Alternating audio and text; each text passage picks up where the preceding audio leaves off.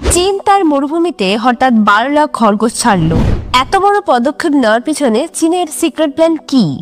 বন্ধুরা, যখনই প্রকৃতির ওপর হস্তক্ষেপের কথা আসে তখন চীনের নাম সর্বপ্রথম না হয়। তা একেবারে 100 কোটি পাখি মেরে বাস্তুতন্ত্র ধ্বংস করা হোক বা শিল্পায়নের নামে পুরো বন কেটে ফেলা হোক। কিন্তু হঠাৎ করে মরুভূমিতে 12 লাখ খরগোশ ছেড়ে চীন যে পদক্ষেপ নিয়েছে তা হয় চীনকে খুব লাভ দেবে, নয়তো তাদের ধ্বংস করে দেবে। এবার প্রশ্নটি হলো, হঠাৎ করে মরুভূমিতে 12 লাখ খরগোশকে মরতে দেওয়ার পিছনে চীনের গোপন পরিকল্পনা কি রয়েছে তা আমরা এই ভিডিওতে জানবো। তবে তার আগে আমাদের ইতিহাসের সবচেয়ে বড় খরগোশ জনসংখ্যা বিস্ফোরণের এই ঘটনাটি দেখতে হবে, যা অস্ট্রেলিয়াকে পুরোপুরি ধ্বংস করে দিয়েছিল। এটি প্রায় 1850 সালের কথা। সেই সময় অস্ট্রেলিয়ার জনসংখ্যা খুবই কম ছিল, তাই ব্রিটিশরা অস্ট্রেলিয়াকে দখল করা শুরু করে। তারা খরগোশ খুবই পছন্দ করতেন, তাই 1859 সালে থমাস অস্টিন নামে একজন ব্রিটিশকে ইউরোপে বসবাসকারী তার পরিবারের দ্বারা 13টি ইউরোপীয় খরগোশ উপহার পাঠানো হয়েছিল, যা তিনি তার স্টেটের উঠোনে ছেড়ে দেয়। এরপর কিছু বছরেই অস্ট্রেলিয়ার খরগোশের জনসংখ্যা এতটাই বেড়ে যায় যে তারা সমগ্র অস্ট্রেলিয়া মহাদেশের 70%কে তাদের আবাসস্থলে পরিণত করে।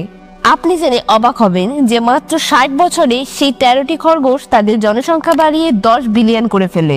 খরগোশরা এত দ্রুত গতিতে তাদের জনসংখ্যা বাড়াতে সক্ষম হয়েছিল কারণ তাদের হত্যা করার জন্য সেখানে কোনো প্রাকৃতিক শিকারী ছিল না। পরিস্থিতি এতটাই খারাপ হয়ে যায় যে তারা সমগ্র অস্ট্রেলিয়া মহাদেশের ফসল ধ্বংস করতে শুরু করে। তাছাড়াও এরা আবাসিক এলাকায় ঢুকে মানুষের বাড়িতে বিপর্যয় সৃষ্টি করত। চূড়ান্ত চিন্তার বিষয় ছিল যে অস্ট্রেলিয়ার খরগোশের জনসংখ্যা ক্রমাগত বৃদ্ধি পাচ্ছিল। বিশেষজ্ঞদের মতে যদি শীঘ্রই এই খরগোশদের বৃদ্ধিকে আটকানো না যায় তবে সমস্ত মানুষকে চিরতরের জন্য অস্ট্রেলিয়া মহাদেশ ছেড়ে চলে যেতে হতো। এই পরিস্থিতিকে ইতিহাসের সবচেয়ে বড় স্তন্যপায়ী জনসংখ্যার বিস্ফোরণ বললে ভুল হবে না। প্রতি বছর 40 মাইল এলাকা তাদের নিয়ন্ত্রণে নিয়ে এটি প্রতিটি প্রদেশে, প্রতিটি রাজ্যের প্রতিটি কোণে পৌঁছেছিল। খরগোশের বৃদ্ধি আটকাতে কিছু কিছু এলাকার সীমান্তে বেড়া দেওয়া হয় এবং বিষাক্ত ওষুধও ছড়িয়ে দেওয়া হয়েছিল যাতে সেগুলো খেয়ে খরগোশরা মারা যায়, কিন্তু কোনো পদ্ধতি কার্যকর প্রমাণিত হয়নি। তাছাড়াও কৃষকদের খরগোশের বাড়িগুলো ধ্বংস করার নির্দেশও দেওয়া হয়েছিল, কিন্তু তাতেও কোনো পার্থক্য হয়নি।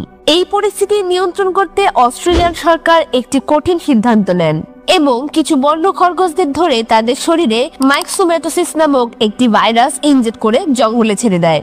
এই ভাইরাসটি খরগোশের মধ্যে এমন একটি রোগ সৃষ্টি করেছিল যা তাদের মেরে ফেলত। অস্ট্রেলিয়ার এই পদক্ষেপের জন্য অনেক দেশ সমালোচনাও শুরু করেছিল।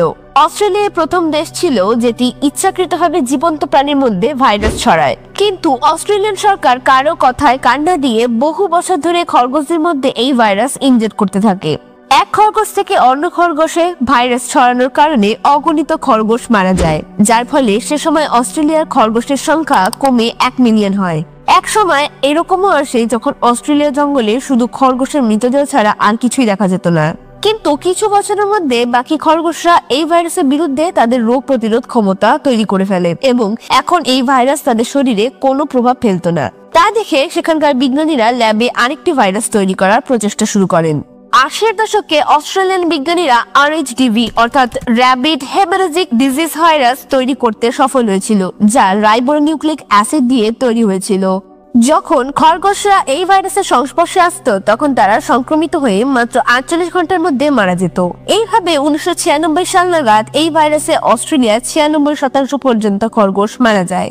বর্তমানে অস্ট্রেলিয়ায় প্রায় 200 বিলিয়ন খরগোশ রয়েছে, যাদের নিয়ন্ত্রণ বজায় রাখতে তাদেরকে বনে রাখা হয়। বন্ধুরা, অস্ট্রেলিয়ায় এই খরগোশের সমস্যা থেকে সম্পূর্ণ বিশ্ব একটি পাঠ শিখেছে যে কোনো প্রাণীকে তাদের প্রাকৃতিক এলাকায় থাকতে দেওয়া উচিত। অন্যথায় যদি তাদের অন্য দেশ বা মহাদেশের ভিন্ন ইকোসিস্টেমে নেওয়া হয় তারা হয় মারা যাবে বা তাদের সংখ্যা এতটাই বৃদ্ধি করবে যে তাদের পরিচালনা করা অসম্ভব হয়ে পড়বে। কিন্তু এসব জেনেও চীন এমন একটি ঝুঁকিপূর্ণ পদক্ষেপ নিয়েছে যা তাদেরকে ধ্বংস করতে পারে। আমরা কথা বলছি চীনের হঠাৎ করেই মরুভূমিতে 12 লাখ খরগোশ ছেড়ে দেওয়ার বড় পদক্ষেপ নিয়ে। কিন্তু প্রতি বছর চীন বিশ্বের অন্য যে কোনো দেশের চেয়ে বেশি খরগোশ উৎপাদন করে, অর্থাৎ প্রায় 99 মিলিয়ন খরগোশ প্রতি বছর চীনে জন্মগ্রহণ করে। তাহলে কেন তারা মরুভূমিতে 12 লাখ বিদেশি খরগোশ ছাড়লো? এর আসল রহস্য জানতে হলে আমাদের চীনের ইতিহাসে কয়েক বছর পেছনে যেতে হবে। 1950-এর দশকে চীনা ডিক্টেটর মাও জেডং গ্রেট লিপ ফরওয়ার্ড নামে একটি ক্যাম্পেইন শুরু করেছিলেন, যেখানে দেশে কৃষি ও শিল্পায়নের জন্য পঞ্চবার্ষিকী পরিকল্পনা তৈরি করা হয়।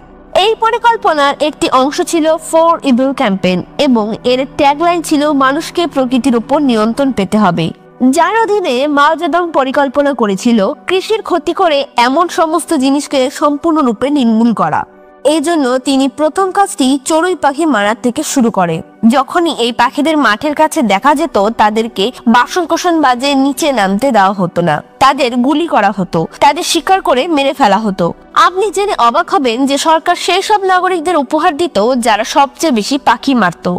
চড়ুই পাখি মারার মূল কারণ ছিল চীনের আধিকারিকরা বিশ্বাস করতেন যে এই পাখিগুলো তাদের ফসলের 1 থেকে 2% খেয়ে ফেলতো, কিন্তু তারা এই বিষয়টি জানতেন না যে ফসলের সাথে সাথে পাখিরা পোকামাকড়ও খায়।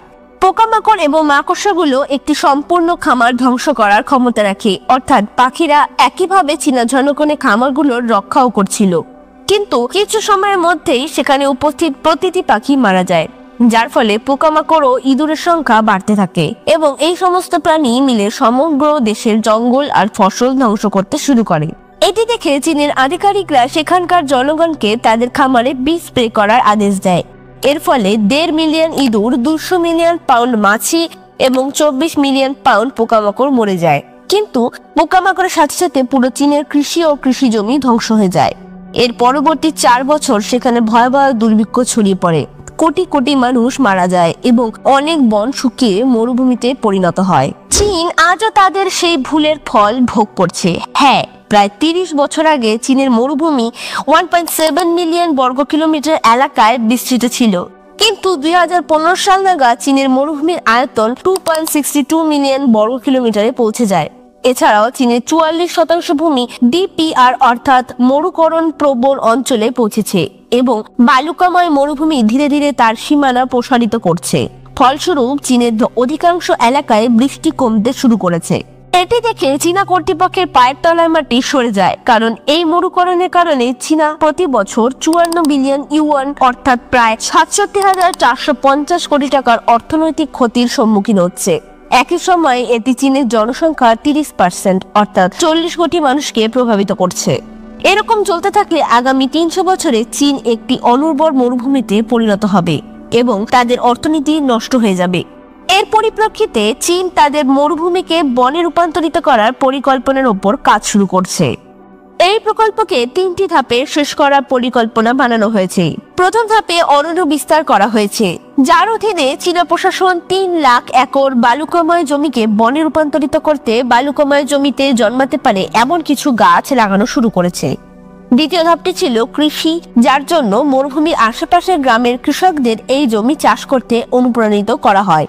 তাদের এমন ফসল চাষ করতে বলা হয়েছিল যা কম জলে বালুকাময় মাটিতে ফলতে পারে।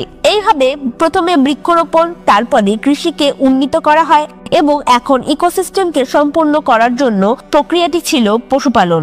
এর জন্য চীনা বিজ্ঞানীরা বহু বছর ধরে গবেষণা করে চলেছেন যে এই মরুভূমিতে কি ধরনের প্রাণী ছাড়লে তারা এখানকার ইকোসিস্টেমে নিজেদের খাপ খাইয়ে নিতে পারবে এবং তাদের জনসংখ্যা বাড়াতে পারে। বহু বছরের গবেষণার পর সিদ্ধান্ত নেওয়া হয় রেক্স প্রজাতির খরগোশকে এই ইকোসিস্টেমে ছাড়লে ফলদায়ক হবে, কারণ রেক্স খরগোশ এরকম এক প্রাণী যারা যে কোনো ক্লাইমেট এ নিজেদের মানিয়ে নিতে পারে। তাছাড়াও এই প্রজাতির খরগোশের বিশেষ গুণ হলো এরা ঘাসের শিকড়কে ছিঁড়ে খায় এবং মাটির ভিতরে সুড়ঙ্গ বানায়। খরগোশের মাটির ভিতরে সুড়ঙ্গ করার কারণে মাটি লুজ হয়ে যায় আর নরম মাটিতে বীজ রোপণ করতে গাছ খুব তাড়াতাড়ি বের হয়। খরগোশের মাটি খনন করা একভাবে লাঙল চালানোর মতন কাজ করে এবং খরগোশের মল সারের কাজ করে। তাছাড়াও একটি মাদার রেক্স খরগোশ 1 বছরে 40টিরও বেশি বাচ্চা জন্ম দেয়। তাই চীনা প্রশাসন বিদেশ থেকে 12 লাখ খরগোশ কিনে তার মরুভূমিতে সৃষ্ট নতুন বনাঞ্চলে ছেড়ে দিয়েছে এবং তারা এর সুফলও পেতে শুরু করেছে। হ্যাঁ, এখন যখন এই খরগোশগুলিকে ছাড়া হয়েছিল, প্রাথমিকভাবে তাদের জন্য 100 কিলোমিটার জায়গা ফাইনাল করা হয় এবং সেই 100 কিলোমিটার মরুভূমিতে কেবল 3% অঞ্চল ভূমি এলাকায় গাছপালা ছিল। কিন্তু কয়েক বছরের মধ্যে এই সংখ্যা বেড়ে দাঁড়িয়েছে 84%, অর্থাৎ 100 বর্গ কিলোমিটার জমির মধ্যে 84 বর্গ কিলোমিটারে ঘাস, গাছপালা এবং ফসল ফলিত হয়। কিন্তু আমরা অস্ট্রেলিয়ার ক্ষেত্রে যেমনটা দেখেছি, যদি খরগোশরা তাদের সংখ্যা সীমা ছাড়িয়ে যায় তবে তারা পুরো বন ধ্বংস করতে পারে। তাই পরবর্তীতে চীনে কি হয় সেটাই দেখার বিষয়। তাহলে বন্ধুরা, চীন তার মরুভূমিতে 12 লাখ খরগোশ ছেড়ে ঠিক করলো না ভুল করলো? চীনের মতো ঝুঁকিপূর্ণ পরিকল্পনা করে ভারতকেও কি থার মরুভূমিকে বনে পরিণত করার চেষ্টা করা উচিত কি না, সে সম্পর্কে আপনার মতামত কি আমাদের কমেন্টে জানাতে ভুলবেন না। আর হ্যাঁ, যদি এই ভিডিওটি ভালো লাগে থাকে তাহলে ভিডিওকে লাইক করে দিতে আর বন্ধুদের সাথে শেয়ার করে দিতেও ভুলবেন না। চ্যানেলে যদি নতুন হয়ে থাকেন তাহলে চ্যানেলটিকে সাবস্ক্রাইব করে যাবেন।